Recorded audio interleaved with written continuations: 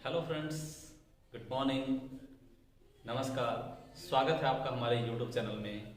और आइए आज हम आपको एक मैथमेटिक्स का एक बहुत ही महत्वपूर्ण टॉपिक, जिसमें खास करके बहुत सारे क्वेश्चन पूछे जाते हैं, उस टॉपिक के बारे में अक्सर देखा जाता है, अक्सर क्वेश्चन आते हैं। आइए स्टार्ट करते हैं उस क्वेश्चन को। देखिए, जैसे आप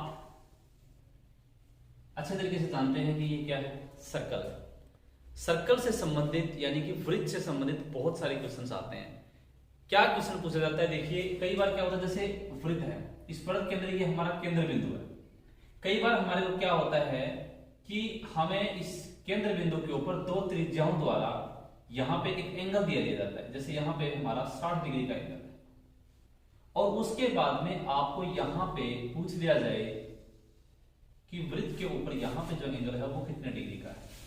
जैसे यहाँ पे हम ए बी और सी, यहाँ पे हमारा सेंटर पॉइंट ओ है। आपको दिया हुआ है कि एंगल ए ओ बी जो है वो हमारा 60 डिग्री का है, तो हमारा एंगल ए सी बी जो है वो कितने डिग्री का आएगा। इस क्वेश्चंस को, या फिर इसकी बजाय यहाँ पे आपको इस तरीके से आपको यहाँ पे दे दिया डी, और आपको पूछ लिया कि एंगल ए डी बी की वैल्यू क्या है। बहुत सारे एचएसएससी एग्जाम्स हो, चाहे दिल्ली पुलिस हो, चाहे एसएसएससी हो, चाहे आपका यूपी पुलिस हो, किसी भी प्रकार के एग्जाम्स हो, हर एग्जाम्स में इस प्रकार का क्वेश्चंस जो है वो देखने को मिलता है। इस क्वेश्चन को करेंगे कैसे हम, इसको देखने से पहले हमें एक चीज और समझनी पड़ेगी। जैसे देखिए हमारा यहाँ पे सर्कल है, ठीक है, और सर्कल में यहाँ पे हमारा सेंटर पॉइंट है, और सेंटर पॉइंट से जो लाइन पास होती है उसे हम डायमीटर बोलते हैं। यहाँ पे डायमीटर, ठीक है, डायमीटर पे यहाँ पे आप देखेंगे कि यहाँ पे आपका जो एंगल बना हुआ है वो बना हुआ है 180 डिग्री का। कितने डिग्री का एंगल बना हुआ है? 180 डिग्री का। अब समझने की कोशिश कीजिएगा कि यहाँ पे अगर हम इस एंगल का नाम ले तो ए ओ और सी। ए ओ सी जो एंगल है, जिसे हम 180 डिग्री बोल रहे हैं, और इस एंगल का नाम होगा स्ट्रेट एंगल, यानी कि रिजु कोण या सरल कोण बोल सकते हैं, जिसकी वैल्यू है 180 डिग्री। अब कई बार हमारे को क्या आता है, जैसे मैं मान लीजिए ऊपर से इस सर्कल्स की जो हमारी साइड्स है उसको रफ कर देता हूं, तो यानी कि हमारे पास यहाँ पे जो सर्कल है वो हाफ सर्कल बन गया। हाफ सर्कल के अंदर जो है वो यहाँ पे सेंटर के ऊपर जो एंगल बना हुआ है वो 180 डिग्री का है। अब कई बार क्या आता है, देखिए मैं समझाना चाहूंगा कि ये जो एंगल है वो कौन सी आर्क से बना हुआ है।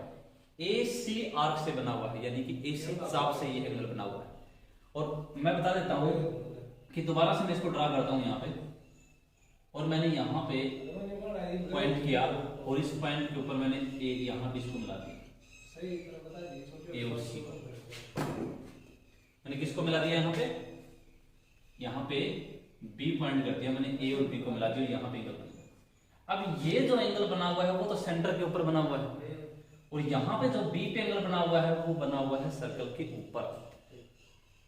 हमेशा एक बात ध्यान रखना, एक थ्योरम कहती है कि किसी वृत्त के अंदर केंद्र पर बना जो कोण होता है वो वृत्त के ऊपर बने कोण का दुगना होता है, बशर्ते कि वो दोनों एक ही चाप के द्वारा बने हों। अब देखिए ये जो कोण है वो एसी चाप के द्वारा बना हुआ है, यहां पे जो कोण बना हुआ है वो एसी चाप के द्वारा बना हुआ है, और ये जो कोण है वो भी एसी के, क्योंकि इन दोनों, इस कोण की जो दोनों आर्म्स है, भुजाएं हैं, वो ए और सी पे मिल रही हैं, तो चाप भी कौन सी हुई? एसी। दोनों समान चाप से बने हुए हैं। ये वृत्त के केंद्र पे बना कोण है, और ये वृत्त के ऊपर बना कोण है। ये जो कोण है वो कितने डिग्री का होगा? 90 डिग्री का कोण होगा। यानी कि वृत्त के ऊपर बना जो कोण होता है वो केंद्र पर बने कोण का आधा होता है, या फिर वृत्त के केंद्र पर बना कोण वृत्त के ऊपर बने कोण का दुगना होता है। अक्सर हमने सुना भी होगा कि अर्धवृत्त में बना कोण 90 डिग्री का होता है। आपने ये बात भी सुनी होगी, अर्धवृत्त में बना कोण अक्सर देखा जाता है 90 डिग्री का होता है। अब चलिए यहां पे क्यों, मैं अगर इसको यहां से इस तरीके से कर देता हूं, यहां से मैंने सी को मिला दिया, यहाँ पे डी पॉइंट कर देता हूं, यहां पे मैंने डी पॉइंट कर दिया। अब इस बी को भूल जाइए एक बार आप, यहां पे देखिएगा ए डी सी, यहाँ पे जो कोण बना हुआ है वो भी तो इसी के चाप द्वारा बना हुआ है। तो इसका मतलब ये 180 का है तो ये भी कितने डिग्री का होगा भाई? 90 डिग्री का होगा। अब एक बात और आपको यहाँ पे देखने को मिल रही होगी कि ये दोनों कोण यहाँ पे सेम आ रहे हैं 90 डिग्री। तो इन दोनों में क्या खास बात हुई?